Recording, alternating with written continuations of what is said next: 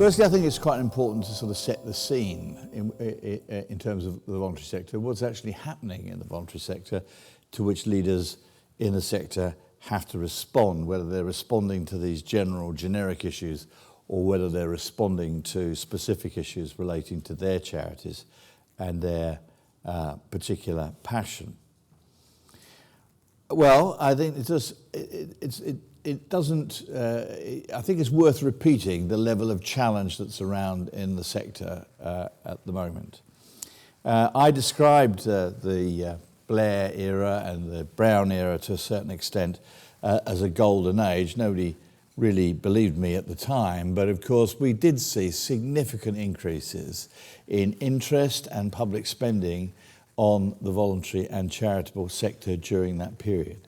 The sector nearly during that period, we do the almanac every year. It's probably the leading source of data. Well, it is the leading source of data on the sector. It's used by academics, it's used by other people. It is absolutely the bedrock of the policy work that NCVO engages in. And that shows during that period that the sector nearly doubled in size, in scale. And that's a phenomenal rate of growth over a 10 to 15 year period. And what drove that growth? That's not a trick question. It's pretty clear what drove the growth of that interest, and it was a significant injection of public money. And that money came in the form of contracts, principally in the form of contracts. Grants, in terms of public money, have declined both in proportionate terms, which you would expect because of the expansion of contracts, but also in real terms during that period. They're now a relatively small part of public funding of the sector, contracts being the most. So that was really the story, if you like, where leadership was about, if you like, managing your relationship principally with the state at that point, actually. And understanding the report which really led us to think about the future and leadership challenges of the future was really the Deacon Commission report, which is now 25 years ago, or 23 years ago. We talked about the PostDeacon era. Every time you see Nick, he does explain to you that he is actually still alive. And this isn't very helpful to discuss the PostDeacon era. But he, of course, the narrative that underpinned Nicholas's agenda, which was pursued by the sector for a very long time, was the narrative of partnership, about a relationship with the state, which is a particular type of relationship. And lots of goodies came out of that relationship during the time. I don't want to understate that. So, for example, the compact, which is still in existence, although I think clearly needs renewal and won't be renewed, in my view, unless the anti-advocacy clause in grant agreements is removed. But nevertheless, it's the compact, significant beneficial changes in tax law, dropping the gift aid threshold to 0, which generated approximately £400 million worth of additional income for the sector. The heavy investment interests people at the Open University, quite a heavy investment in higher education. Significant investments in voluntary sector research, which wasn't true before. And so on and so forth. There were a number of developments. Charity law was reformed, community interest companies were created. It was quite an interesting period, actually. But of course, then dependent more and more on public money, of course, we're much more reflective of what happens to public expenditure. So when austerity hits, it has a more dramatic effect on the sector than it had done before. We painted, I think, in our scenario planning for the sector, a number of different scenarios, one of which was a contract winning scenario, which assumed that even in austerity we would continue to expand. Yes, and then we had a proportionate cuts scenario, which assumed that the voluntary sector would take a similar level of cut to the public sector. And then we had a not terribly good scenario, which was disproportionate cuts, that we would suffer disproportionate cuts. The logic of that being that the public sector would tend to protect itself, contracts with the voluntary sector were easier to change, etc. In fact, as the data came out, it showed that the scenario was worse than the worst case scenario that we were painting, i.e. there was considerable disproportionate cuts, particularly at a local level, because a lot of these cuts hit local government spending and local government was the biggest public spender into the voluntary sector. So all I'm describing, well, data, most recent data shows, interestingly, slightly counterintuitively, that public spending has gone up in the voluntary sector, strangely enough. Two observations about that. One is it could have been because the last period of austerity, the cuts tended to be front-loaded and therefore was a little bit of slack towards the end of the spending period. But interestingly, all of the increase was concentrated in charities over £100 million worth of turnover. So the increases occurred at the top end of the sector. Two reasons for that, I think. One is that they were more successful at securing contracts at scale. And secondly, it reflected a transfer of some public agencies into the voluntary sector. Two notable ones being the Canals and Rivers Trust, which was previously the British Waterways Board, and English Heritage, which became a charity as well. So we've got an increase up the top. So I suppose that's by way of background in terms of the environment in which the sector's been operating, and that presents its own leadership challenges. If you're faced with a greater constraint on your ability to raise money and the way in which that money is raised, it affects both the total scale of the sector and the ecology within the sector. So you see a decline of small to medium-sized organisations when trying to confront this environment, and that represents particular challenges to leaders in the sector when they have to do considerably more with considerably less, and how they've reacted to that is an interesting phenomenon.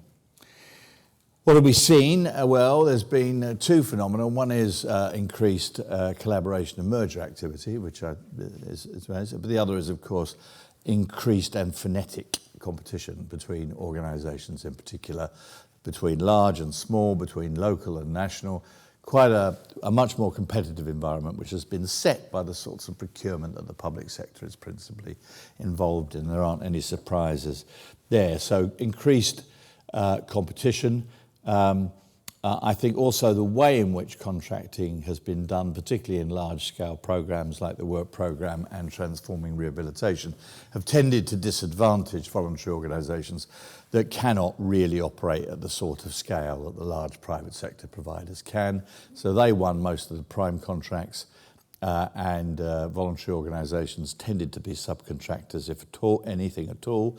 And if they were, a lot of the risk was passed down the line to subcontracting organisations. I'm really only describing what most people know has happened. That's affected some organisations more than others, and it's affected some parts of the sector more than others. So if you're involved in employment, in training, in advice work, in certain areas where in rehabilitation of offenders, this is a fairly tough environment.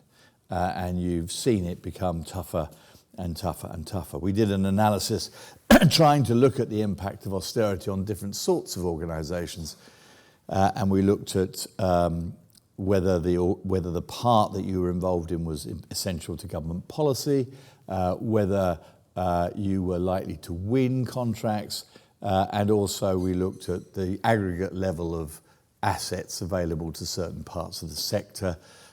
So if you had a large amount of assets, you had the ability to withstand storms or to make adjustments to the changing environment. So this all affected patterns of leadership in the sector. There were certain parts of the sector that you really, really, really didn't want to be in during this period, employment being one of them. A lot of organisations went out of business during this period. No reserves, very tight margins, dependent on increasing scale contracts. Those are difficult places to be. So increased competition, some collaboration, particularly around campaigning, but also some back office collaboration. And then I think the sort of thing that's the wave of thing that's hit us more recently is, I suppose, increasing scrutiny. Increasing media scrutiny in particular of charities and the way that they do their business. There are lots of theories about why this happened, from the most conspiratorial to the least conspiratorial, but nevertheless it has happened, and that's had an effect on a fairly dramatic effect, I think, on the leadership of the sector, leadership of organisations, and the way that they handle this. greater scrutiny, 24/7 media. These create different sorts of pressures for leaders than those that we've expected in the past. And I think a pressure to demonstrate impact and the difference that voluntary organisations make in a more systemic way than we've seen in the past. So what's this done, if you like? What's this sort of environment done for leaders in the sector and the way their behaviours may have changed? In general, I think they've become much more defensive in terms of the way that they've approached things. Risk analysis has become much more important. Risk analysis, not interpreting risk as something that needs to be confronted, mediated, understood, and yet still taken on occasion, but actually risk that people would rather avoid. And so I think in general, the approach has been much more defensive. This is only true of the voluntary sector, probably true of the BBC, true of other institutions, true of MPs, for example, in the expenses issue, which is one of the theories about why this arrived at our door, which it was just our turn. And they'd done everybody else. I remember talking to a PR agency and thought they said it was either you or the judges. And they clearly went for us. And I'll come back in a minute to talk about what I think that's done, other than to say I think people have become more risk averse. But of course, people in the charity world, they tend to be more charismatic, they tend to be more driven by values, although I think the values argument can be overstated. I think the values of people working in the NHS, for example, are not that dissimilar from the values of people working in the voluntary sector. But I think the difference is that people in the voluntary sector think that they can do something about it quickly by organising and by associating, which is something that I've learned by observing people. These are people who want to react quickly to events and respond quickly to need. Sometimes, of course, that creates counter pressure, which is that people don't always have the ability to stand back and think strategically about what they're doing and where it fits in the environment. And understanding, if you like, what I would call the topology, the terrain in which you're operating, I think is a key skill in leadership in the voluntary sector, as indeed in other sectors, and to realise your own organisation's strengths and weaknesses and other potential players who are operating in that environment. You can get very, very self-obsessed, and your organisation can become more cult-like as a result, and I think that's an unfortunate byproduct of leadership.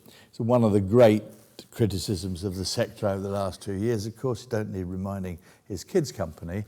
And it's interesting what that tells you about the nature of a particular style of leadership, which is not standing back necessarily and taking a strategic view, and an issue about the governance of the organisation, which I'll come on to in a minute, because governance is probably the most topical subject around. It used to be topical, then it sort of faded from fashion, and now it's come back with a vengeance in response to some of the things that we've seen over the last couple of years. I mean, Camilla was clearly a charismatic leader, but I don't think there were very many constraints, strategic constraints operating in that environment. And we've seen the results of that. I think charity leaders, I don't think this is necessarily a characteristic of charity or voluntary sector leaders, but there is an issue about courage, particularly courage, I think, in relation to trying to change the environment in which you're operating. Campaigning, I think, does take enormous courage from individuals, not only to support beneficiaries, but to challenge the status quo. This is probably more true of the voluntary sector than it is of the other two principal sectors, that actually we are about not only accepting the environment in which we're operating, but also being prepared to challenge the environment in which we're operating. And that takes considerable courage to do. You can't do that always without upsetting people. How you adopt insider or outsider strategies in relation to that is a matter of personal style, but it's also a matter of tactical insight as to what you're trying to achieve.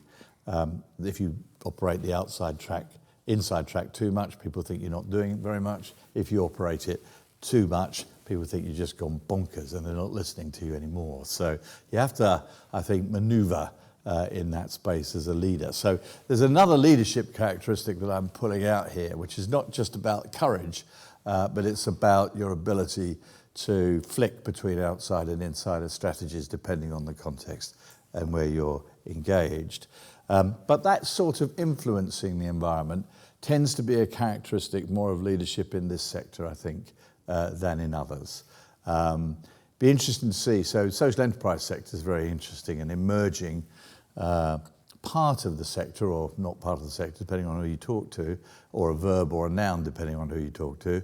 But that sector, I think, is challenging the status quo in a very different way. It's challenging the status quo by trying to alter trading patterns rather than necessarily out there trying to challenge the political environment in which it's operating, which I think is a different characteristic. You do see changes in the sector as it gets bigger and more associated with the public sector. I think it tends to do that a little less.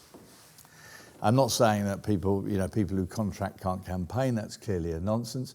But at the moment, I think if you contract a lot and you're very big and you're a quasi-public agency and you get to that stage, I think sometimes it's quite difficult for you to challenge the status quo. And that was the final point that I really wanted to make, which was about boards and governance. There's increased interest in governance. There was about 10 years ago, I remember, well, 20 years ago, my then chairman, the wonderful Winifred Tumin, no longer with us, wrote the On Trust report between NCVO and the Charity Commission, identifying the fact that the vast majority of people who were trustees had no idea that they were trustees. Absolutely none. And it sort of faded a bit. There was some investment in it, Trustee Services Unit, people produced materials, and it's faded away, and of course it's come back absolutely foursquare. Why? Because of the scrutiny that charities are under. Whether it's about fundraising, a subject to which I could bore for England and won't because I've had enough, or whether that's kids' company, or whether that's senior salaries, or whatever it is, the issue is laid at the door of trustees and what they're doing and what they're not doing. I think we've got to be very cautious here. These people are mostly volunteers, 99.9% volunteers. And if you put too much emphasis on them and what they're doing, of course they've got to be good. They've got to how to run a board. They've got to know what they're doing. They've got to hold people to account in an appropriate way. But if we put too much on them, they'll walk. And we won't be able to attract people to this extraordinary lifeblood function in the charitable sector, which is voluntary trusteeship.